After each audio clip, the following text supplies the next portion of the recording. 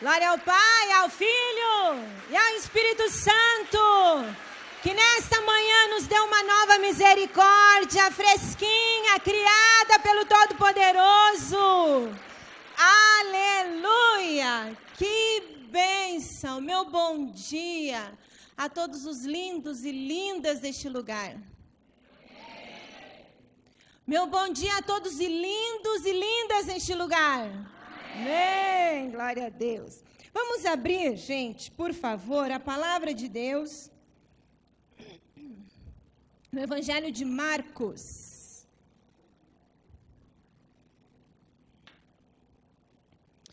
No Evangelho de Marcos. Obrigada. Capítulo 7, versículo 24.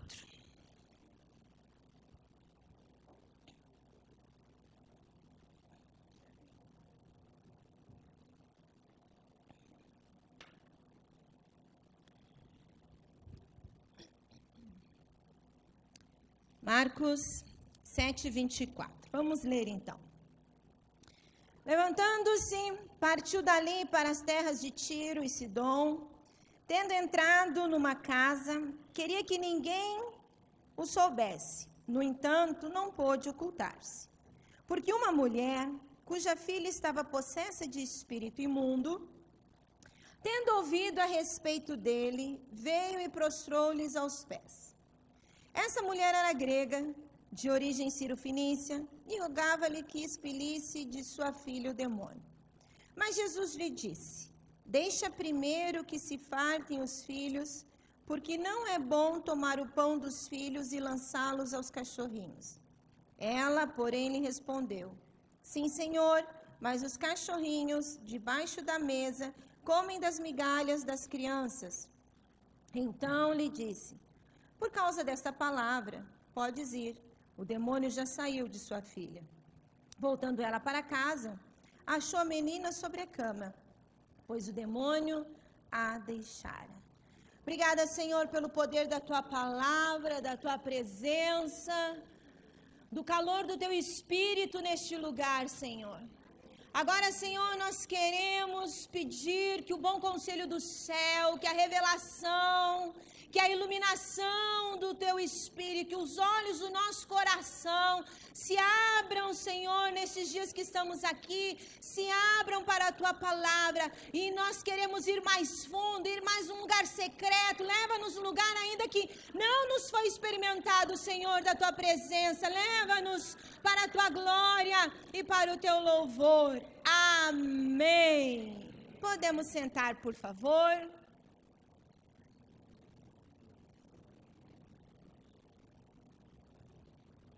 Que bom estarmos neste congresso,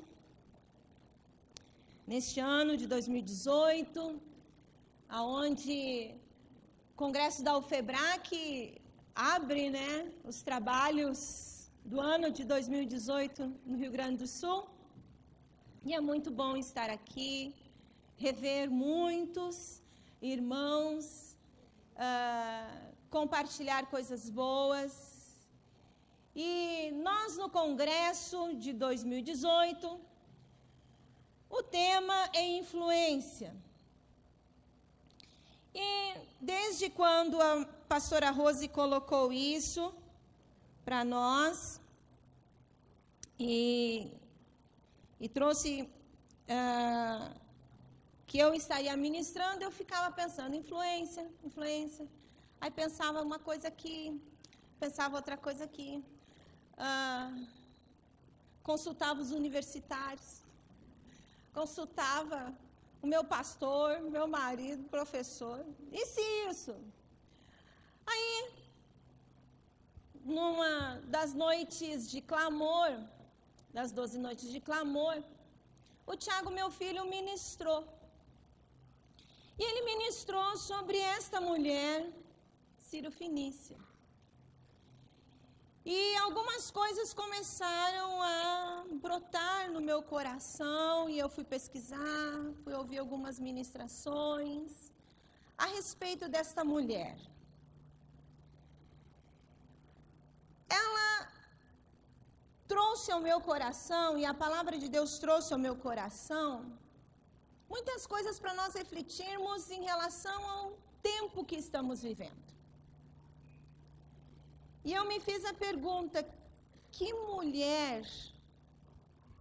que perfil de mulher eu quero ser no século 21 para influenciar a outras mulheres? Que tipo de mulher no século 21 influencia outras mulheres? Qual é o perfil desta mulher no século 21? Onde existe tantas coisas, gente. Tantas coisas, tantas doideiras, desvios de valores, um relativismo louco, tudo é relativo. Ai, a minha felicidade, eu tenho que viver pela minha felicidade, se ela não é tua, me respeita e está acabado o assunto. Não existe uma verdade absoluta.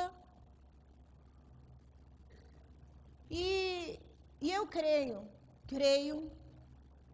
e quero crer até Jesus voltar, que só existe uma verdade absoluta, que é a palavra de Deus. Ponto final. Ponto final.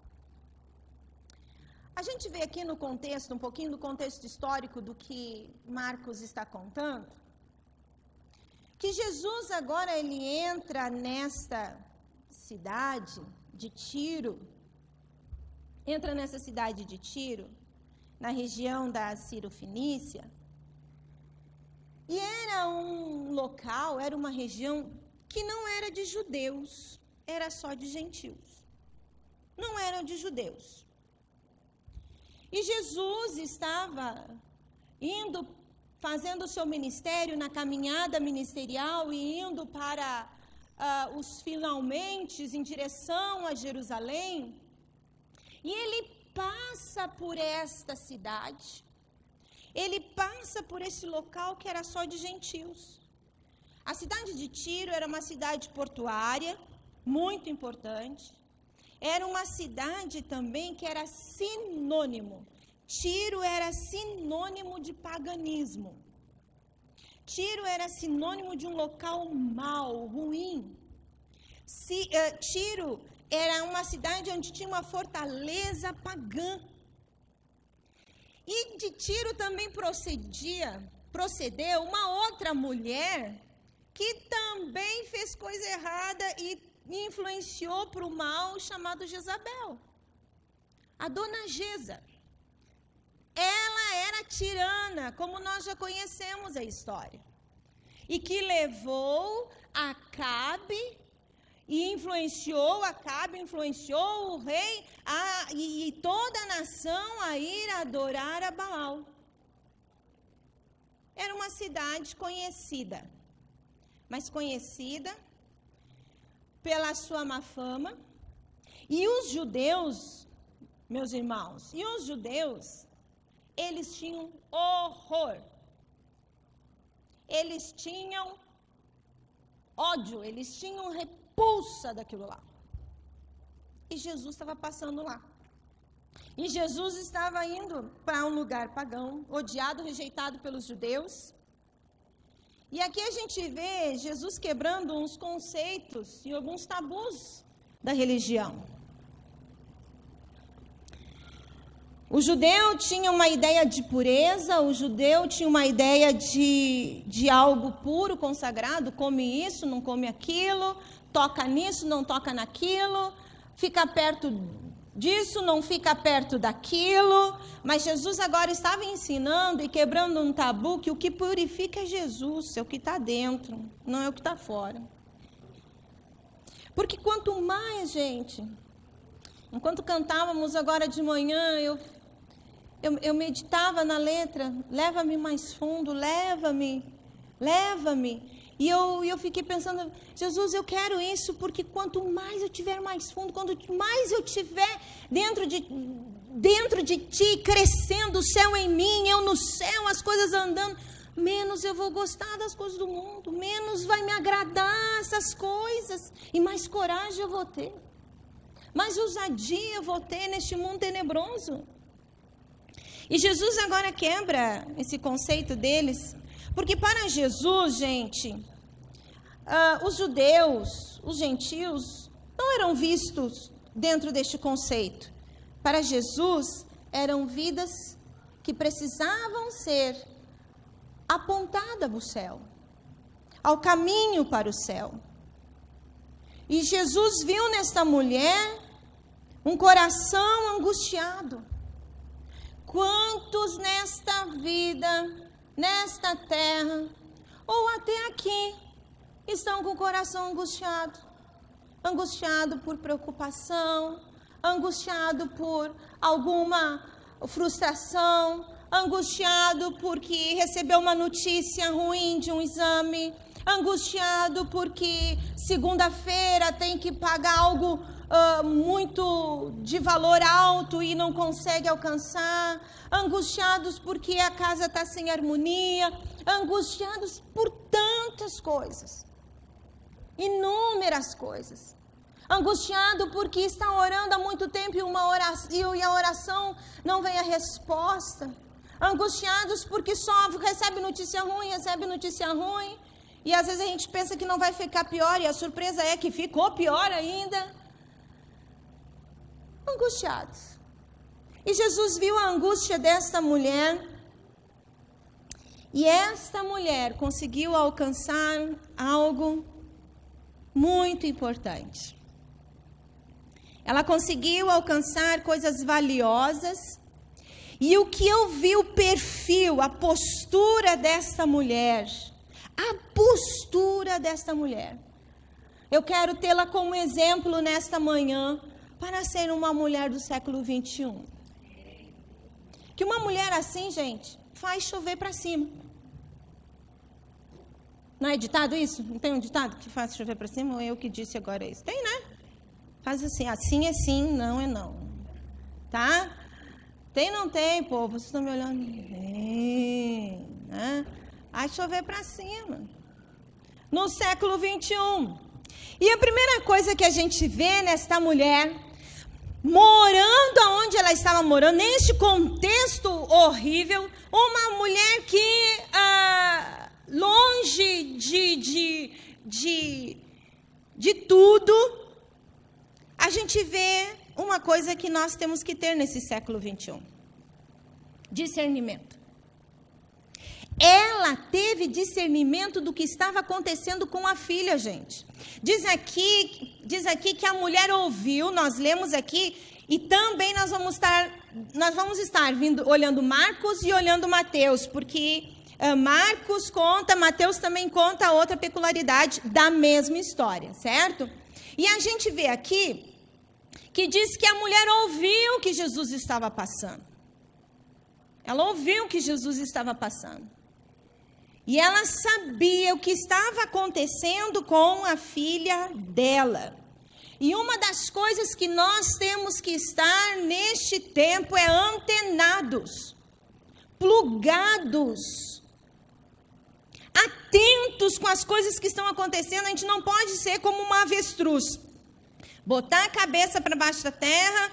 Não está acontecendo nada, está tudo bem, não existe nada que está acontecendo, as coisas estão andando normal. Não, ela teve discernimento, ela estava atenta ao que estava acontecendo com a sua casa, com a sua família, com a sua filha. Ela estava discernindo. Olha bem, gente, alguém que ainda não tinha visto Jesus, mas ouvido de Jesus, e ela discerniu. Então isso é um demônio. Quantas vezes a gente tem crente há 50, 30 anos na igreja, não consegue discernir um demônio? Aquela mulher discerniu que aquilo que estava na filha dela não era algo natural. Era algo muito mais do que um natural. Que aquilo que estava acontecendo com a filha dela procedia do maligno, que aquilo que estava acontecendo com a filha dela não era algo da cultura, que todo mundo é assim, que hoje em dia as coisas são assim. Ela não estava dizendo que estava acontecendo, era da economia, porque a economia está difícil, porque a crise estava difícil. Ela não estava dizendo que aquilo que estava acontecendo era da atual conjectura, da geração, de coisa normal de acontecer. Ela não estava dizendo que era algo natural da filha dela. Ah, não, é o temperamento, é a personalidade, não, essas coisas de gosto, tudo é assim, é comum. Ela não estava dizendo. O discernimento dela é que o que estava por trás era uma mente maligna. Era uma mente maligna. E ela buscou solução. E quando uma mulher, outro ponto aqui, quando uma mulher sai do lugar para buscar uma solução, as coisas acontecem.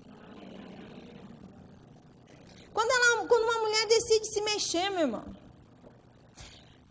os homens também, certo? Mas hoje eu vou falar mais no artigo feminino. Posso, meus irmãos? Ai, que medo!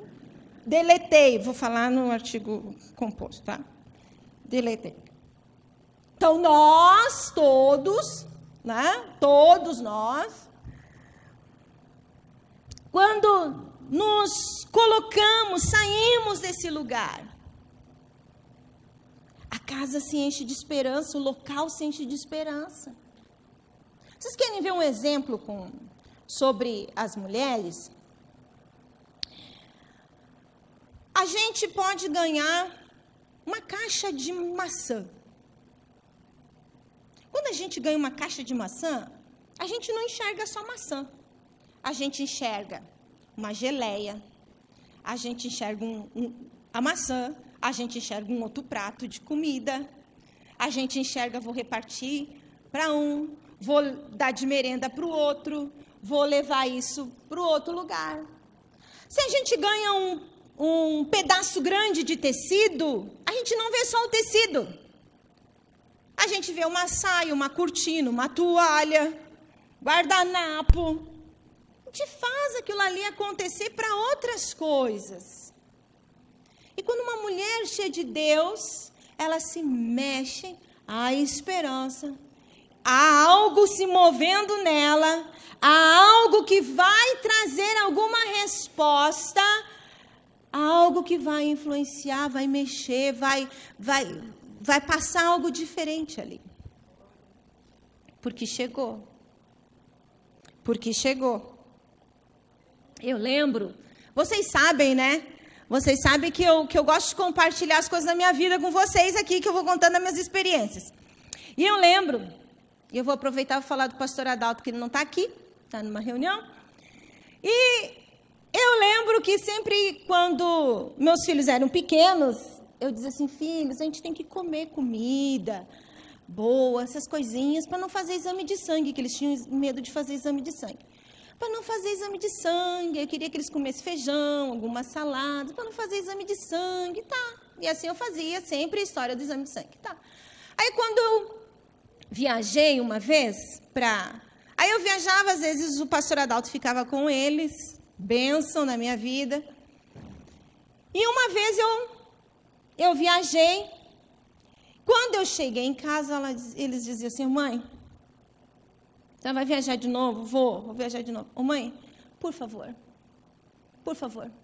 nos leva a fazer exame de sangue. Nos leva a fazer exame de sangue. Por quê? Eu não aguento mais comer miojo. Eu quero o exame de sangue. Quero fazer exame de sangue. Não podia pedir um cozinheiro, né, meu irmão? Também não era muito, né? Aí o pastor Adalto resolveu, né, depois dar uma... Quando eu viajei de novo, o pastor Adalto deu, né, aí levou o que eles queriam para o MEC, aí fez tudo, aí eles queriam mais que eu viajasse, porque aí o pai se transformou, né? E começou a fazer coisas que eles queriam. Há uma mexida diferente quando uma mulher se coloca em outra posição. Mas uma posição que vai construir, uma posição que vai glorificar a Jesus. Que vai glorificar a Jesus. E ela discerniu a causa do problema.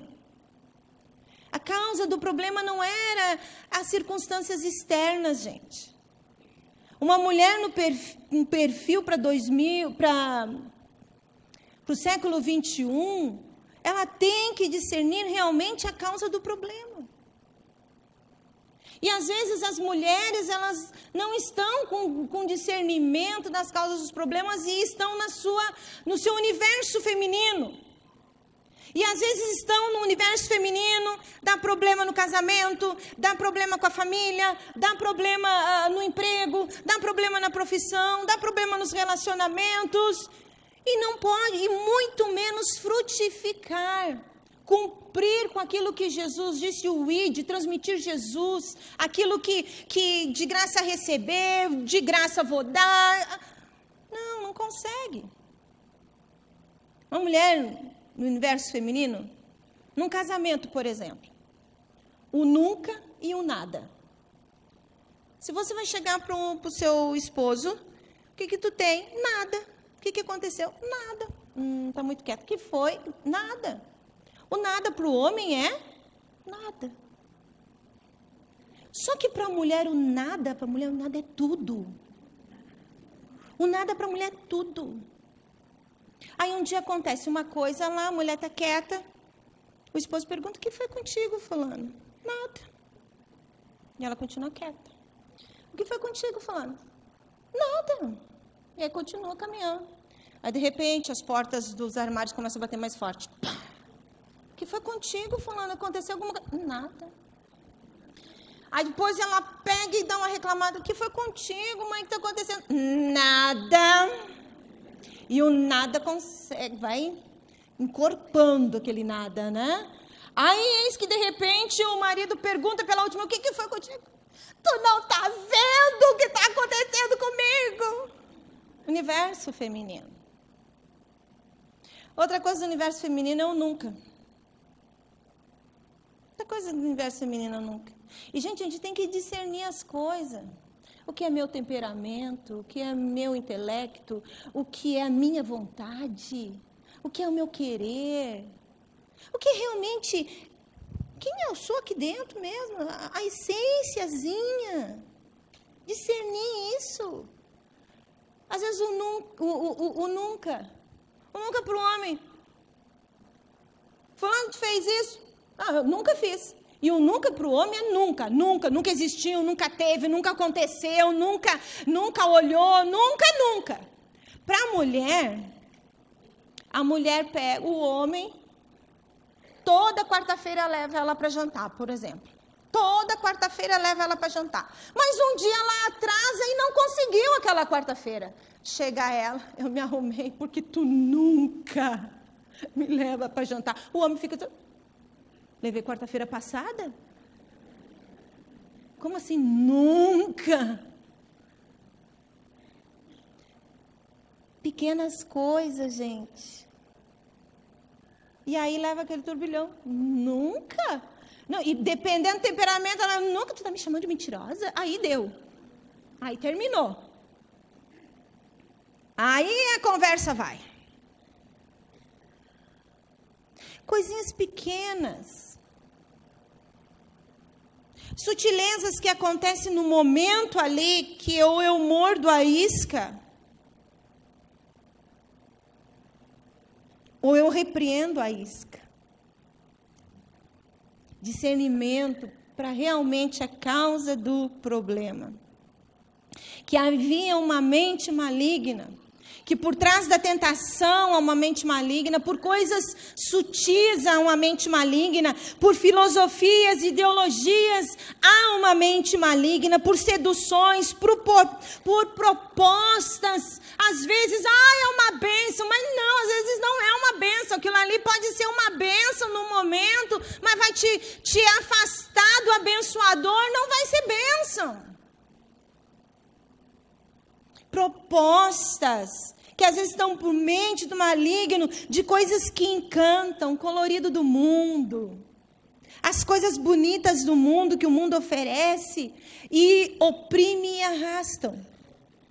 Oprime e arrastam as vidas. E amarram as vidas, tiram a liberdade. de desfrutar o que é real, para aquilo que o Senhor nos fez, nos criou. E esta mulher, ela teve esse discernimento, que o que estava por trás disso. Qual era a mente, qual era a estratégia que estava por trás. Qual é a estratégia deste mundo, gente? Vou contar uma para vocês. Eu estava na faculdade e nós estávamos em grupos e o meu grupo estava trabalhando sobre a violência da mulher. E a professora começou a visitar os grupos e chegou no nosso grupo.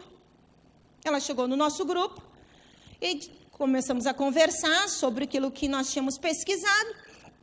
E ela disse assim: olha, gurias, vocês busquem como vocês, futuras psicólogas, receberiam uma pessoa que foi, uma mulher que foi violentada, uma mulher que sofreu agressão doméstica. Como dentro de vocês se sentiriam? Porque vocês têm que pensar nisso. Porque veja bem, a professora contando, vejam bem, eu, doutora em psicologia, e disse tudo que ela é, no currículo dela, tive um surto moralista, olha bem.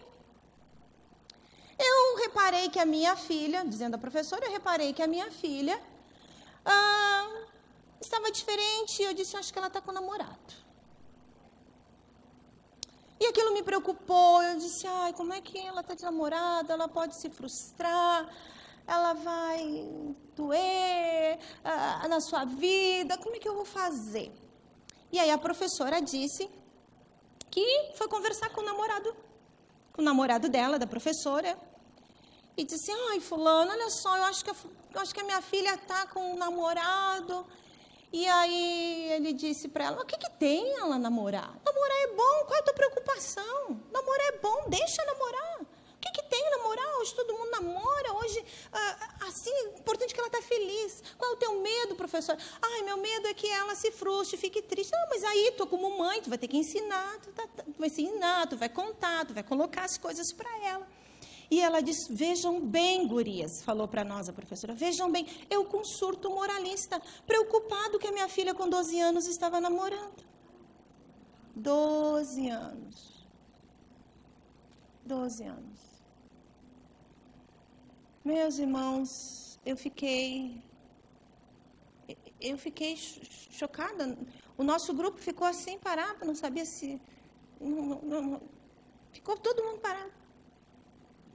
E o que me levou a pensar sobre essa professora, que na realidade, ela estava com uma luta dentro dela. Porque ela tinha que se curvar a um sistema.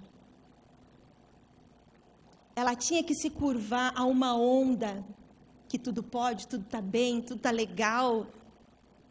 Ela tinha que se curvar a isso. Ela tinha... por um ponto de luz em dizer não para a filha. Mas ela tinha que se curvar. O mundo está preso.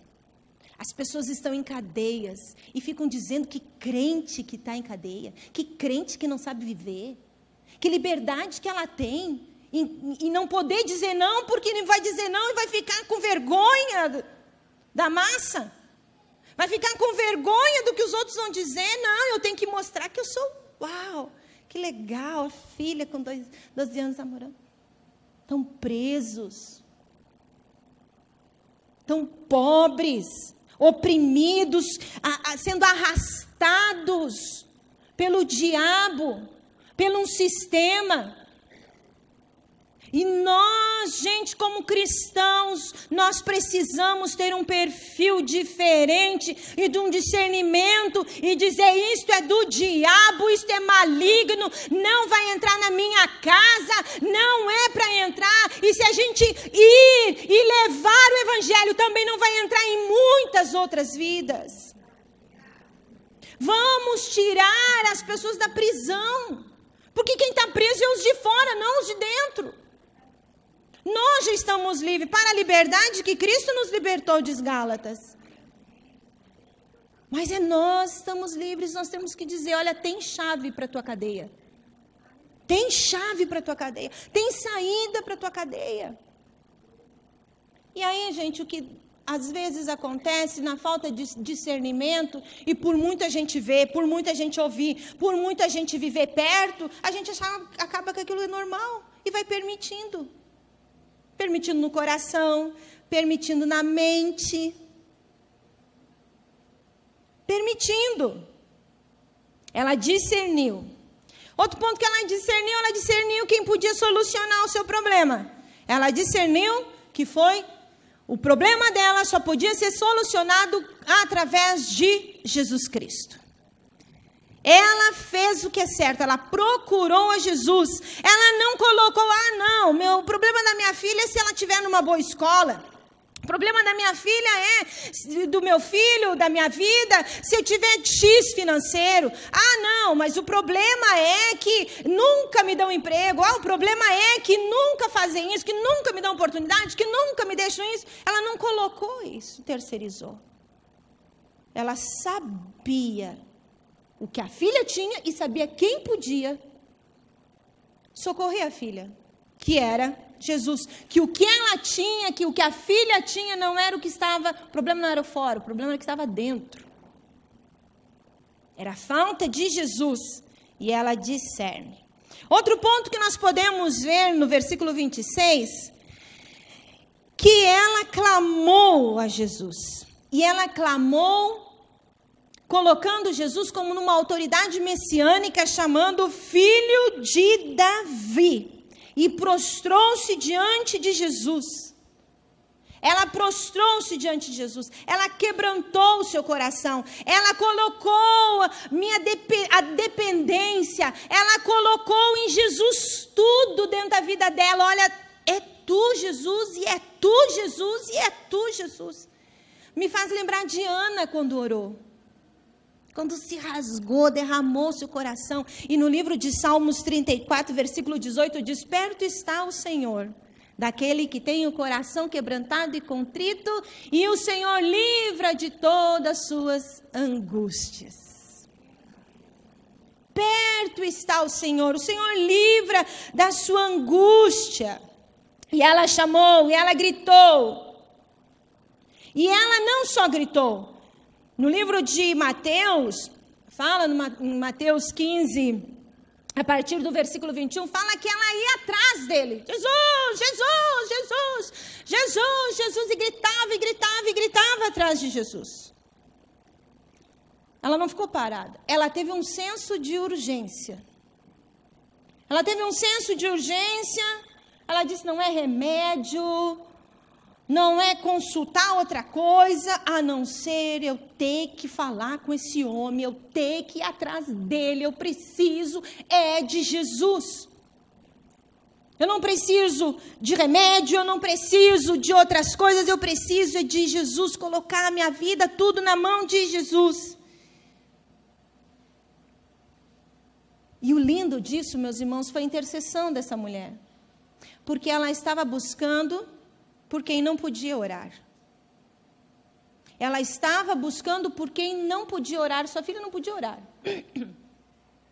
E outro ponto aqui que eu vejo rico, lindo.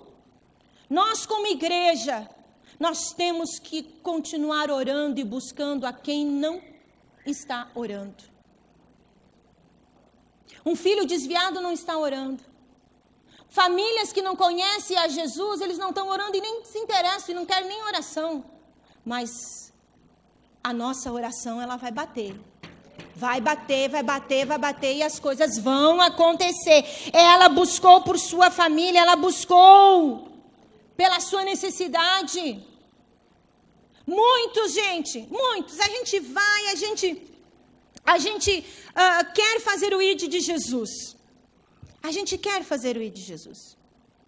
Mas não são mais difíceis não.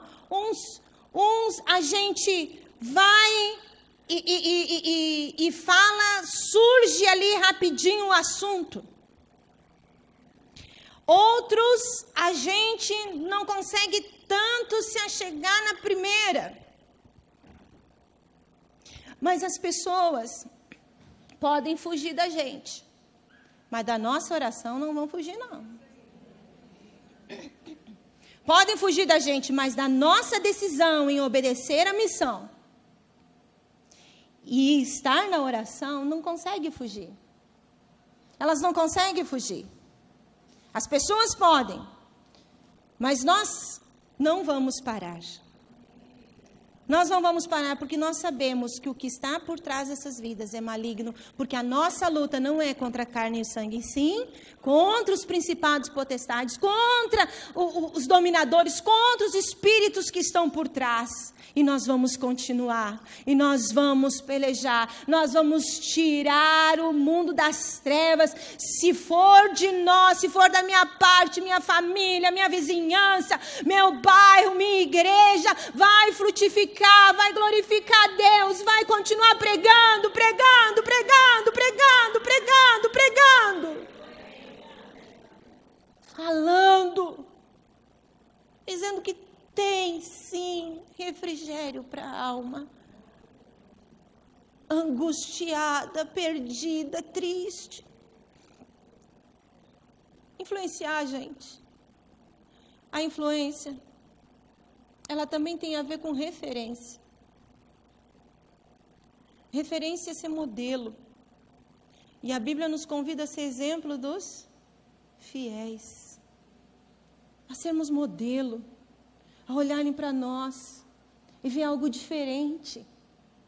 E aquilo que está diferente influenciar aquele que está olhando, que está vendo. Qual é a tua linguagem no trabalho? Qual é a tua linguagem na escola? Qual é a tua linguagem na faculdade? A minha linguagem é outra. Na igreja eu dou paz. Na igreja eu digo bênção. Na igreja eu digo glória a Deus. Não sei se eu contei aqui, é igual uma vez, nós fomos fazer um trabalho e nós tínhamos que fazer uma entrevista com meninos de rua. E aí, os meninos de rua ficavam numa praça lá que não é muito boa em São Leopoldo. E aí a minha colega, né, disse, mas eu não consegui. A professora disse que tem na sinaleira, mas aqui na sinaleira a gente não achou nenhuma na sinaleira.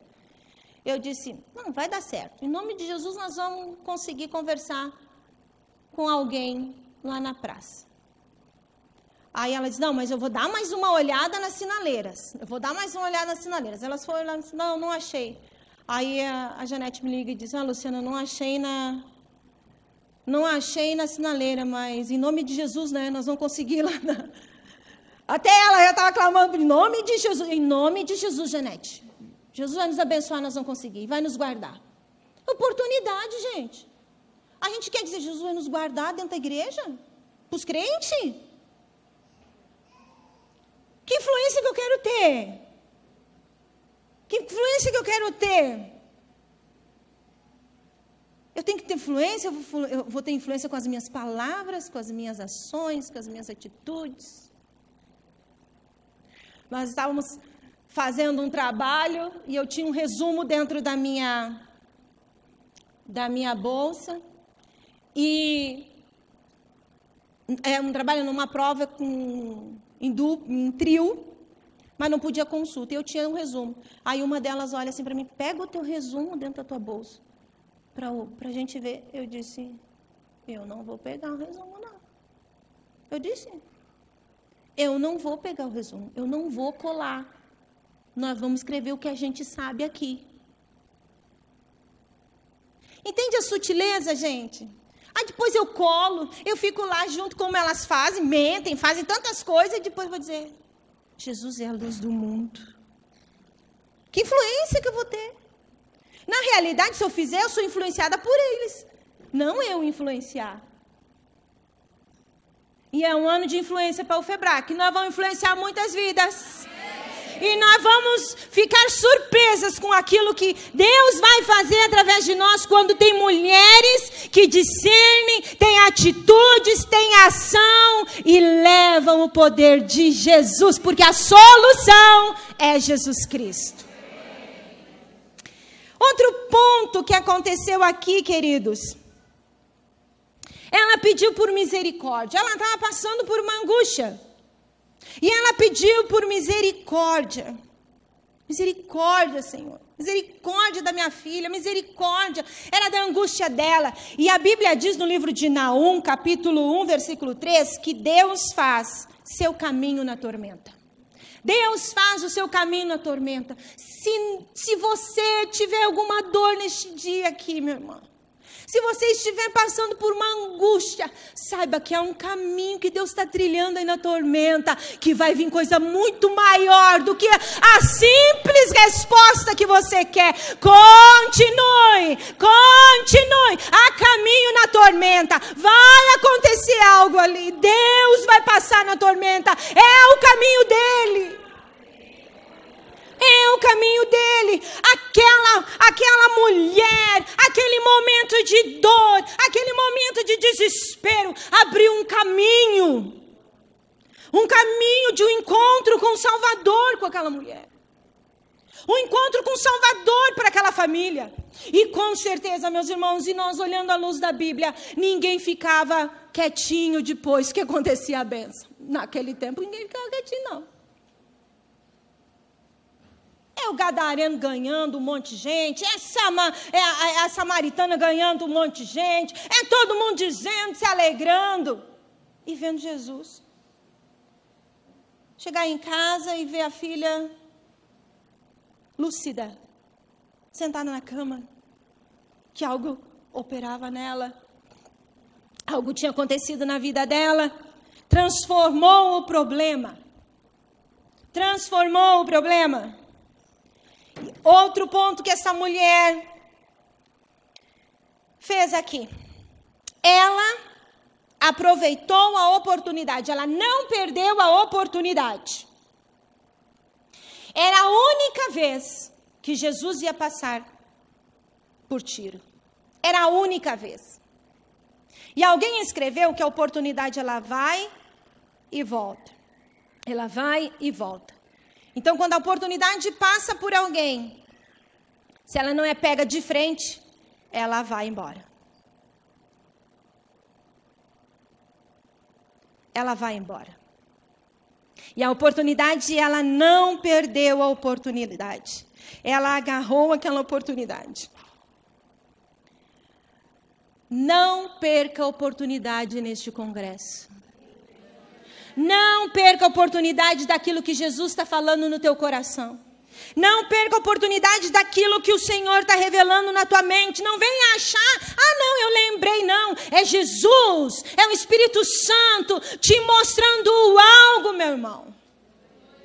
Não perca a oportunidade. Domingo, quando você for para o culto, não perca a oportunidade. Mas, infelizmente, muitas vezes, o diabo já no portão da igreja, já isca a pessoa. Ai, passou por mim, não me cumprimentou. Ai, não me deu um abraço. Ai, não olhou minha roupa nova. Ai, não me deu oportunidade para cantar. Ai, eu estou aqui com a Bíblia e o pastor ainda não esperou eu abrir no capítulo, porque a minha Bíblia é nova e as folhas estão tudo grudando. E eu tenho que ver. Perde a oportunidade da bênção. Perde a oportunidade. Ai, o estacionamento. Trancaram o meu carro no estacionamento. Ai, essa igreja não tem Wi-Fi. A tecnologia está dentro da igreja. Ou pior, ela tem Wi-Fi e no culto o pastor desliga. E aí, perde a oportunidade. Ela não perdeu a oportunidade de estar com Jesus. Ela não perdeu a oportunidade de ter a solução. Ela não perdeu a oportunidade. Ela não perdeu aquele momento único momento, ela se agarrou, ela se entregou, ela se quebrantou, ela declarou que Jesus era autoridade, ela tomou ação, ela saiu do seu lugar e seguia e andava. Sabe por quê, gente, que nós todos estamos aqui respirando? Sabe por quê, gente, que o teu coração está batendo? Sabe por quê que ninguém caiu morto? Porque Deus ainda tem um plano conosco, tem um plano com esse estado, tem um plano com a UFEBRAC, tem um plano com a tua igreja, tem um plano com a tua família. Tem plano, tem propósito,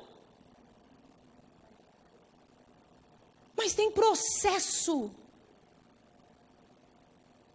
Plano e propósito Deus tem, mas o processo para nós atingirmos os planos de Deus, nós temos que seguir.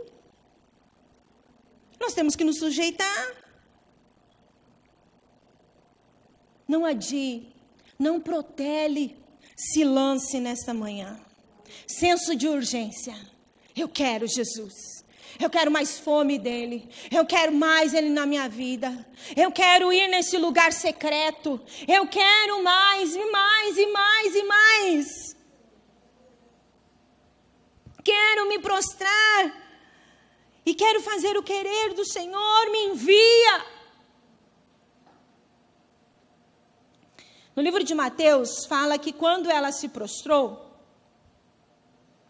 ela disse assim: socorre-me. Socorre-me. Socorro. Eu preciso. Eu preciso de ti, Jesus. Socorre-me.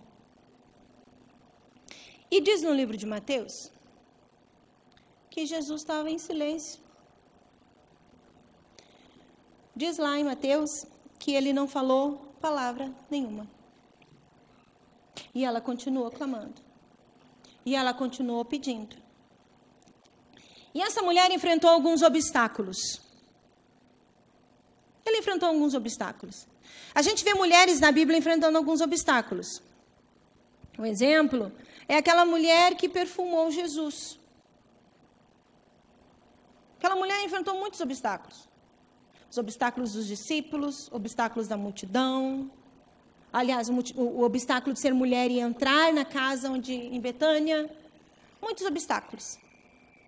Mas aquela mulher, quando estava ungindo Jesus, os discípulos criticando, os discípulos falando: que desperdício essas coisas para Jesus, que desperdício orar demais, que desperdício em tanto culto, que desperdício tanta reunião, que desperdício tanto de discipulado, que desperdício tanto conhecer a Bíblia, que desperdício querer ministrar e formar líderes, que desperdício. Que desperdício. Enquanto todos estavam dizendo desperdício, Jesus estava lá feliz, defendendo ela. Deixa ela, porque ela antecipou-se a fazer algo. E o que ela estava antecipando, gente? Ela estava praticando algo profético. No livro de Lucas, capítulo 24, diz que quando Jesus morreu e foram lá preparar o corpo de Jesus, que a preparação do corpo de Jesus do embalsamar e guardar e tudo que tinha que fazer, encontrar o corpo? Não, Jesus já havia ressuscitado. E quem fez esses preparativos? Esta mulher. E termina a passagem Jesus dizendo que onde pregasse o evangelho, falariam desta mulher. E esta mulher aqui de Tiro, esta mulher cirofenícia, ela enfrentou um obstáculo. Primeiro obstáculo que ela enfrentou de estar junto com Jesus era a sua nacionalidade grega. Do local onde ela estava. Quem era ela naquele lugar? A sua nacionalidade grega, gentílica, sírio-fenícia. Já para isso não podia mais nem chegar perto de Jesus. Este é um obstáculo. Outro obstáculo que essa mulher enfrentou foi o preconceito de ser mulher. Porque mulher não podia falar com outro homem. Muito menos uma mulher que não é judia. Não podia falar. E ela foi para falar com Jesus. Outro obstáculo que essa mulher enfrentou, gente, era o diabo, que estava lá com a filha, fazendo a filha sofrer, massacrando a filha. Ela deixou a filha para correr, para buscar solução. E aquele obstáculo, e nós como mães, a gente sabe que se a gente sabe que o filho, teu filho se arranhou, só vai ficar mais sossegada se ver. Não, primeiro eu quero ver. E ela deixou essa filha sabendo, possessa, tomada por demônios, e foi até Jesus. Outro obstáculo que esta mulher teve que enfrentar, os discípulos. Jesus, despede esta mulher. Os discípulos, Jesus despede essa mulher. Porque a gente vê nos inícios do versículo que a gente leu, diz que Jesus ia para uma casa para descansar. E os discípulos estavam fazendo torcida contra, gente. Torcida contra existe. Como tem torcida contra? Né? Tem torcida contra. E os discípulos estavam fazendo torcida contra. Não sei se existe oração contra, né? Os discípulos podiam estar orando, Jesus. Podia dizer assim, né? Que estavam clamando por Jesus. Jesus, pede para elas ir embora. Né? E eles estavam dizendo, Jesus, despede elas. Despede essa mulher. Em Mateus capítulo 15, versículo 23, está escrito, despede essa mulher, Jesus. Despede essa mulher. E Jesus não despediu. Porque ninguém vai até Jesus e fica igual. De maneira nenhuma, Jesus lança fora aquele que vai até ele. Vinde a mim, todos que estáis cansados e sobrecarregados. E essa mulher foi, e os discípulos lá. Ela importuna. Ela não para de gritar. Mas que mulher chata. Despede elas, Jesus. Despede elas. E esta mulher enfrentou um outro obstáculo. Que aparentemente era uma resistência de Jesus. Pensa bem, meu irmão. Obstáculo da nacionalidade, obstáculo da mulher, uma filha endemoniada, os discípulos torcendo contra, e ainda Jesus no silêncio. Não é para dizer assim, fui mesmo, vou botar uma corda no pescoço e não tem solução. As coisas de Jesus não são bem assim, não. Mas como? Agora que eu fiquei crente, as coisas pioraram? Como assim? Agora que eu estou aí, eu li toda a Bíblia, eu me batizei. Quando eu saí da água, tudo tinha que estar diferente. Está tudo igual, o cachorro pulguento, o papagaio gritando, aquele roupeiro que tu não gosta está lá no mesmo lugar. Ela tinha tudo para largar. Ela tinha tudo para desistir. E ela estava determinada, gente, a não abrir mão. E aqui a gente vê uma outra coisa. Que o silêncio de Jesus era algo pedagógico. Que o silêncio de Jesus era algo pedagógico. Porque Jesus não falou nada. Diz lá em Mateus, capítulo 15, versículo 23, que ela gritava, Jesus, filho de Davi, ela gritava, falava, e Jesus não falou nada. E quando ela chegou perto de Jesus, quando ela prostrou-se, quando ela adorou, Jesus fala com ela. E aí Jesus fala com ela, e é algo que a gente dói um pouquinho no ouvido em ouvir. Jesus, no versículo 24, diz assim, mas Jesus disse, deixa primeiro que fartem os filhos, porque não é bom tomar o pão dos filhos e lançá-los aos cachorrinhos. Ela, porém, lhe respondeu, sim, Senhor, mas os cachorrinhos debaixo da mesa comem das migalhas das crianças. Essa palavra cachorro, cachorra, né, para os nossos ouvidos, hoje em dia é feio. Mas Jesus não estava aqui negando, e Jesus não estava aqui fazendo algo pejorativo ou contra esta mulher. Primeiro Jesus pega e diz assim, deixa primeiro. Quando alguém diz assim, deixa primeiro, primeiro é o fulano, o que você pensa? Primeiro é o mais importante. Porque a Bíblia diz que Jesus veio para os seus. Não é verdade? Que Jesus veio para os seus, mas os seus não receberam. Mas todo quanto recebe a Jesus Cristo, Deus dá o poder de ser chamado Filho de Deus. Outro ponto que quando a gente diz primeiro, é que há uma prioridade. Mas quando a gente usa numeral, tem o primeiro e tem o segundo. Aqui Jesus estava abrindo a porta, a salvação é para todos. Gentil, tirano, malfeitor, com passado pequeno, sujo, com nomenclatura que derem, a salvação é para todos, a resposta é para todos, o milagre é para todos e a solução é para todos. E Jesus diz, olha, e quando Jesus fala em cachorrinho, Jesus estava dizendo algo pequeno, querido, da casa. Jesus não estava ofendendo.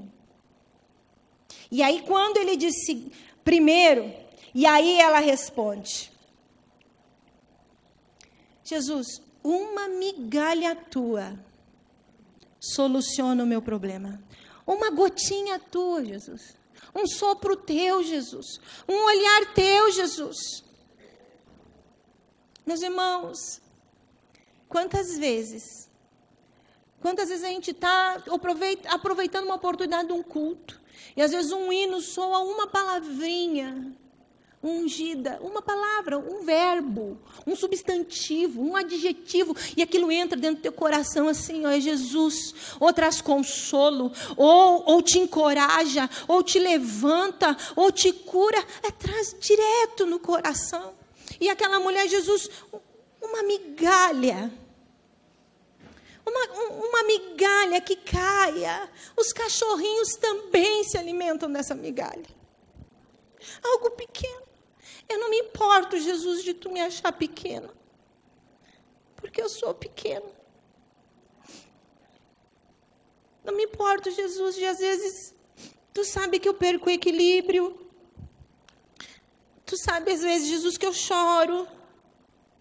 Tu sabe, às vezes, Jesus, que tantas coisas dentro da nossa alma. Mas o que vem de ti é absoluto para a nossa vida. É absoluto. Ela disse, eu não me importo, Jesus. Ela não ficou magoada, meu irmão, de ter dito que ela estava no segundo plano. Ela não ficou magoada e ela continua adorando, ela continua prostrada, ela continua buscando, porque aquilo era pedagógico, sabe por quê? Porque fibra espiritual, fibra de fé, só se ganha carregando peso. Fibra espiritual só se ganha na perseverança da luta. Fibra espiritual, fé. A fé me leva à salvação, mas uma fé robusta traz o céu para a terra. Traz o céu para a terra.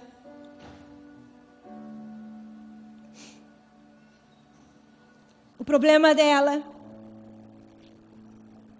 agora não somente estava solucionado, mas ela estava levantando uma fibra de fé. Mulher que influencia, ela tem uma fibra de fé. E a fibra de fé faz a gente saber quem serve e quem não serve a Deus. A diferença do que serve e a diferença do que não serve. Alguém escreveu que a fé honra a Deus e Deus honra a fé. E essa história termina com Jesus elogiando aquela fé. Jesus achou lindo aquela fé. Mateus capítulo 15, versículo 28. Jesus Elogie aquela fé. E uma fé robusta, gente, a Bíblia diz no livro de João, no 1 João, na carta de João, diz que qual é a vitória que vence o mundo, senão a nossa fé? Qual é a vitória que vence o mundo, nossa fé? Quer trazer o céu para a terra? Tenha robustez na tua fé, no comprometimento. Não olhe os obstáculos, mas priorize Jesus acima dos obstáculos. Obstáculos não vai terminar, que no mundo nós teremos aflição, mas essas aflições com Jesus vai enaltecer a nossa fé, vai levantar outra fibra na nossa fé, e nós vamos influenciar. E para nós terminar, vamos ficar de pé? Dê o ministério de louvor, por favor.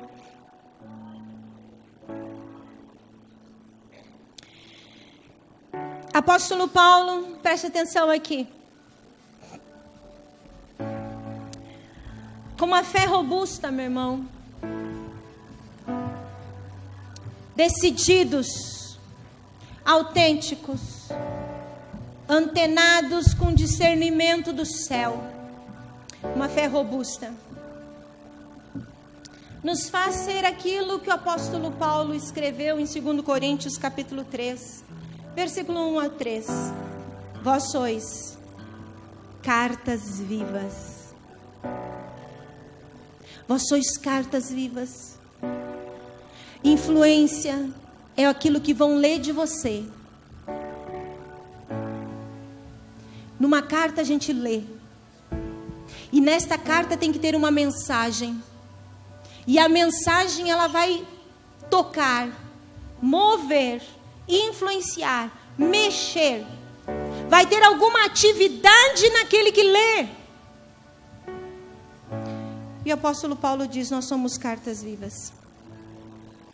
O mundo precisa receber a mensagem de esperança. E Ele nos envia. Ele nos envia. E no livro de 2 Coríntios capítulo 4, versículo 5, diz o seguinte: porque não nos pregamos a nós mesmos, mas a Cristo Jesus como Senhor, e a nós mesmos como vossos servos, por amor de Jesus. Capítulo 3, versículo 3. Estando já manifesto como cartas vivas de Cristo, produzida pelo nosso ministério, escrita não com tinta, mas pelo Espírito de Deus vivente, não em tábuas de carne, mas em tábuas de carne, isto é, nos corações. Atingir o coração é uma carta viva. Atingir o coração. Nesta manhã, deixa aí a tua angústia. Nessa manhã eu sei que o Senhor já deu discernimento a muitos e revelou a muitos o problema da situação. Agora é com você. Correr a Jesus. Debruçar-se nele. Ver a tua pequenez. E dizer: eu tô aqui, Jesus. Eu me rendo. Eu me rendo. Eu me rendo. Vou continuar lutando pela minha família, pelo marido. Vou continuar lutando. Solteiros aqui, que se tem alguém solteiro aqui, é a mesma coisa. Você não é esses que estão seguindo a linha do mundo, que para ser alguém tem que ter alguém, que para ser um indivíduo tem que ter um namorado ou uma namorada. Para ter alguém tem que contar piadas picantes, ver coisas na internet pequenas, sujas, para acompanhar o ritmo dos outros, para não ficar alheio. Não, você é carta viva. Carta viva. Tenha discernimento. Mente maligna não é a tua mente. Leve a tua mente cativa a Cristo Jesus. Presa nele. acontecer, as coisas vão se mexer, milagres vão acontecer. Mas o teu coração e a tua vida é uma carta viva. Ah, meu Deus, hoje a grande fala é o tempo. Não tenho tempo, o tempo é meu, o tempo é para mim. Não, é tudo para Ele, é para Ele. Tem tempo sim, e de sobra, porque Ele é a prioridade. E aquilo que damos prioridade, nós arranjamos tempo. Tem tempo de sobra sim, porque eu me rendo.